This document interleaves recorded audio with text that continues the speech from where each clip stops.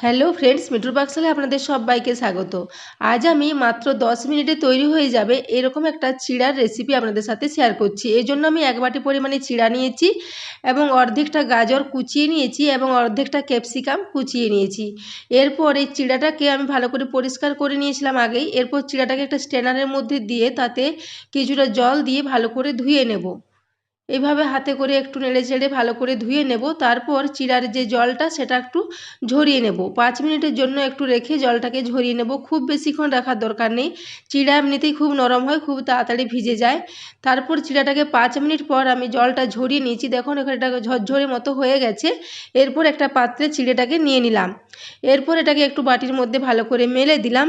এরপর এখানে আমি কিছু সবজি ও কিছু মশলা দিয়ে দেব। এরপর দেখুন যে অর্ধেকটা গাজর আমি কুচিয়ে রেখেছিলাম সেই অর্ধেকটা গাজর এই চিড়ার সাথে দিয়ে দিচ্ছি এবং ক্যাপসিকাম যেটা নিয়েছিলাম সেটাও এখানে দিয়ে দিলাম।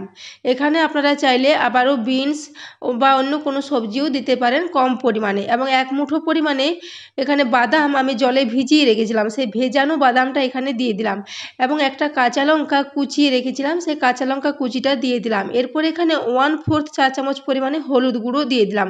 হলুদ গুঁড়ো খুব বেশি দেওয়ার প্রয়োজন নেই। এরপর এখানে স্বাদ মতো লবণ দিয়ে দিলাম এবং ছোট চামচে 2 চামচ মতো চিনি দিয়ে দিচ্ছি।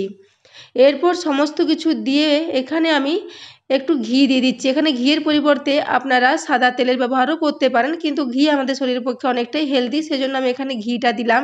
বড় চামচের 1 চামচ আমি ঘি দিয়েছি। এরপর সমস্ত কিছু দিয়ে নেড়ে চেড়ে খুব ভালো করে এটাকে মিশিয়ে নেব। তো বন্ধুরা, আমার আজকে চিড়ার এই খুবই সহজ পদ্ধতির রেসিপিটা যদি আপনাদের ভালো লাগে তাহলে চ্যানেলটি অবশ্যই সাবস্ক্রাইব করে আমার পাশে থাকবেন এবং রেসিপি যদি পছন্দ হয় অবশ্যই বন্ধুদের সাথে একটু শেয়ারও করে দেবেন। দেখুন এখানে সব শেষে একটু গরম মশলার গুঁড়ো নিয়েছি, সেই গরম মশলার গুঁড়োটাকেও দিয়ে দিলাম। এরপর গরম মশলার গুঁড়োটা দিয়েও আবারও ভালো করে সমস্ত কিছুর সাথে মিশিয়ে নেব। দেখুন এখানে সমস্ত কিছু দিয়ে খুব ভালো করে এটাকে মিশিয়ে নিলাম।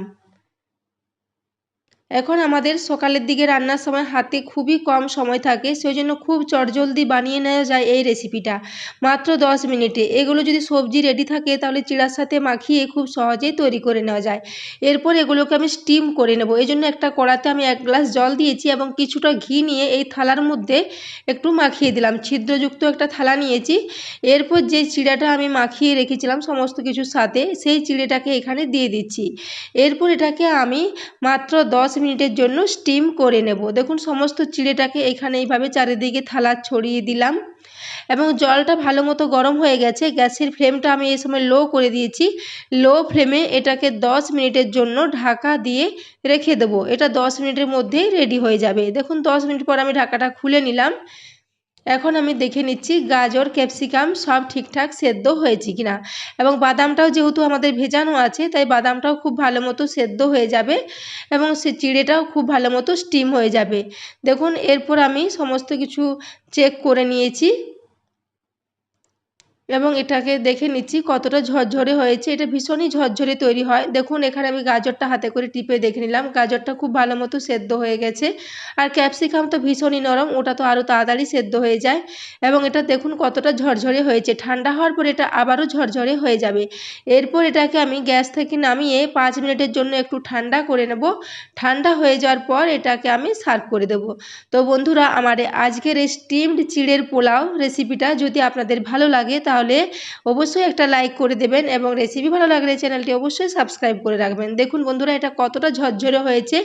এটা আপনাদের হাতে যদি সময় কম থাকে খুব কম সময়ে চটজলদি বানিয়ে নেওয়া যায় এবং খুবই টেস্টি একটা রেসিপি। বাচ্চারা ভীষণই এটাকে পছন্দ করে। আপনারা চাইলে এর সাথে কিছুটা কারি পাতাও দিতে পারেন, আবার অন্য কোনো সবজি চাইলেও দিতে পারেন। তো বন্ধুরা দেখুন এটাকে আমি সার্ভ করে দিলাম। এটা সকালের দিকে ব্রেকফাস্টে বা বাচ্চাদের স্কুলের টিফিনে কিংবা বিকেলের দিকে হালকা স্ন্যাক্স হিসাবেও এটাকে বানিয়ে নিতে পারেন। এটা বানিয়ে নেওয়া যেমন সহজ, খেতেও তেমনই সুস্বাদু হয়।